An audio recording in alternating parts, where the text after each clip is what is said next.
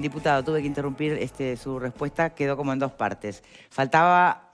Simplemente, brevemente, es complementarla, sí. que existe un artículo que justamente atiende a esa preocupación, es decir, limitar el presupuesto de funcionamiento, para que no nos pase lo del Fondo de Solidaridad, en un 5% o establece, en ese artículo, una determinada cantidad en unidades indexadas. La menor es la que de alguna manera juega como tope.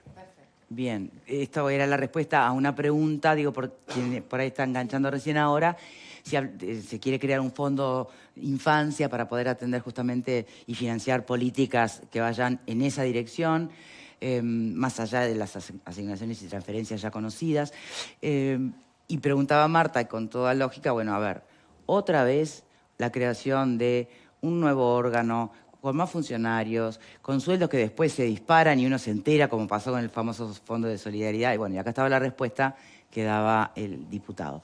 Hombres, sí. ¿Te agarré haciendo deberes? ¿Qué estabas haciendo? No, estaba leyendo muy atentamente lo que decía el diputado y yo estuve leyendo el proyecto de ley, estos 25 artículos, que están muy bien detallados, y un poco en referencia a lo que preguntaba Marta hoy, allí en el artículo 13, es de donde, es que se va a financiar, con la rendición de cuentas o el presupuesto, con herencias o legados, valores que le asignen y demás.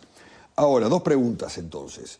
¿Cuánto sería aproximadamente, o tienen un cálculo de cuánto se podría recaudar con esta forma de financiarlo? Y la segunda, ya en la rendición de cuentas se destina parte de algunos recursos para este tipo de actividades. ¿Se contrapondrían o no se asignaría más en la rendición de cuentas y exclusivamente iría para este fondo? ¿Cómo sería la idea? A ver, la idea es justamente de que a este fondo, vía ley de presupuesto o rendiciones de cuentas, se le asigne determinados recursos de forma tal de ejecutar un plan anual con foco en abatimiento de la pobreza infantil y adolescente. Independientemente de la política de Estado que exista en su momento y que quiera asignarle en forma directa al Poder Ejecutivo. Claro, yo creo que la parte sustancial de la política de Estado está desarrollada a través de las transferencias directas, de lo que hablábamos al principio. Y después, todo lo demás que hace el Estado, ¿no? Es decir, desde los CAIF, que cumplen un rol muy importante, sobre todo en los niños en edad de comenzar su aprendizaje, a las distintas prestaciones que existen en materia de salud, en fin, digo, lo que ya está. Eso se va a seguir haciendo y tiene los recursos asignados en las instancias de presupuesto. Acá estamos hablando exclusivamente de determinadas políticas focalizadas, planteadas en un programa anual, al cual se le da la competencia para desarrollarlo, para expresarlo, digamos, al Ministerio de Desarrollo Social. Bien. Es un proyecto que usted está muy al tanto del que presenta Cristina Lustenberg, ¿no? Sí, por supuesto. Que de hecho va a tener alguna devolución el 9 de agosto, ¿no es? ¿No está previsto? Sí, está, en principio estaría previsto que allí se estuviera tratando el proyecto. El proyecto de Cristina Lustenberg va más al diseño institucional. Bien, es decir, al diseño organizacional. O sea, no son nada organizacional. incompatibles. No, de hecho, no. este Fondo de Infancia podría alimentar... Claro. Esto estamos hablando de un instrumento de financiación, en el caso del Fondo de Infancia. Lo otro es el diseño organizacional a los efectos de establecer las políticas orientadas a la primera infancia, a la infancia y a la adolescencia. Está mal si a priori se concluye que, bueno, no podrían o no tienen suerte el uno sin el otro, porque en definitiva, por más diseño espectacular que se pueda hacer de políticas de Estado para la primera infancia y adolescencia, sin recursos tampoco funcionarían.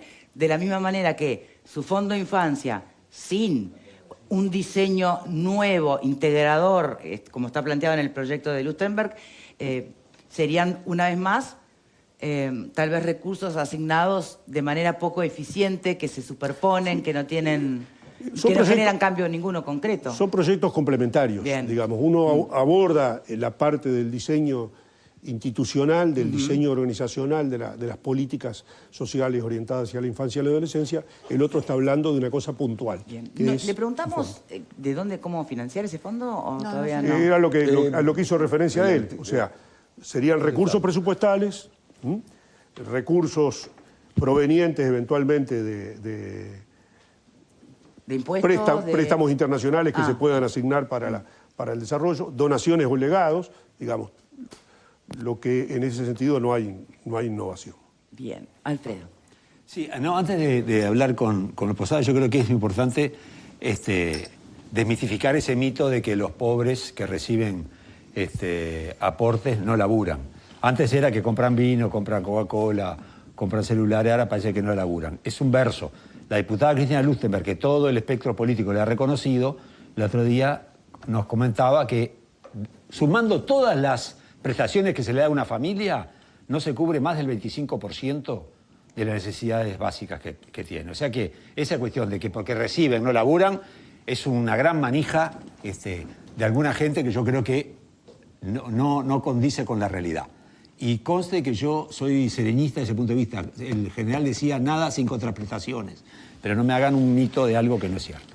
Eso es lo primero que quería aclarar porque para mí es un tema ideológico en el fondo. No, o sea, la contraprestación apunta a la dignidad del ser humano y no necesariamente a ese mito que señalás. Sí, que creo que mucha gente... mantener vagos, ¿no? Que uno Exacto, mantenemos vagos con 25% de necesidades básicas. A mí no me mire, yo no dije nada. No, en general, pero lo has dicho varias veces, o sea que no hay problema. ¿Tú vago? No, soy trabajador. No, a mí yo no dije nada.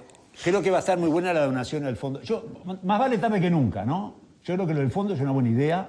Me parece que, pues incluso me decían alguna gente del Mides que los famosos 50 millones de primera infancia, por ejemplo, que el gobierno había dado, demoraron entre 6 y 8 meses para instrumentarlo. Exacto. En la medida que el fondo es un organismo estatal, pero de hecho privado, tiene mucho más flexibilidad para manejar. O sea que puede instrumentar los fondos que reciba de forma mucho más rápida.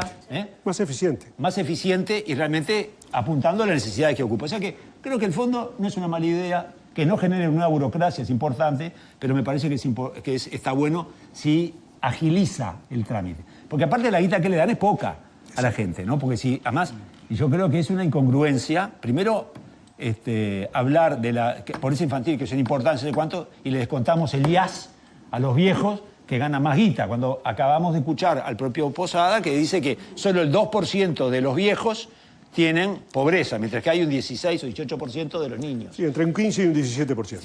Entonces, le damos... Y este es un dato relevante, porque hablar del 15-17% encubre una realidad. Claro. Que es Montevideo. Sí.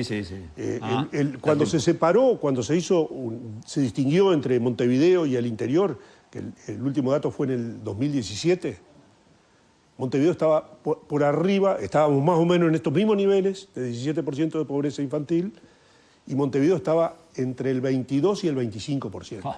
Peor todavía. O sea, la situación es mejor, en el interior es obviamente más baja que el 17%, pero la contrapartida es que en Montevideo es mucho más alto. Sí. Entonces yo creo que en el fondo está bien, el tema es que hay que darle más recursos y realmente si la urgencia es la infancia, que yo creo que sí es la urgencia, y debería ser una política de Estado, el tema de la urgencia de la primera infancia, señores, tengamos en cuenta que los viejos hoy por hoy tienen un 2% de pobreza y los niños tienen, entre otras cosas, en Montevideo el 22%. Tiene que ver una cosa con la otra. No, si los recursos son infinitos. Tenemos plata de todos los colores. Pero no para le damos un poquito, estás mezclando mudanza con desalojo. Le sacamos deducciones a los viejos. Dejate en Qué buena frase. Estás mezclando mudanza con desalojo. Que hay que ayudar a los chicos. Seguramente. El tema es que los dos quedan afuera del rancho, ¿viste? Pero el rancho queda vacío. Pero eso no significa que vos tengas que subvencionar este fondo subiendo el IAS. Porque la gente que le sacan IAS sin bajarlo, querida, trabajó. sin bajarlo. Pero la gente que le sacan el IAS trabajó. ¿Y?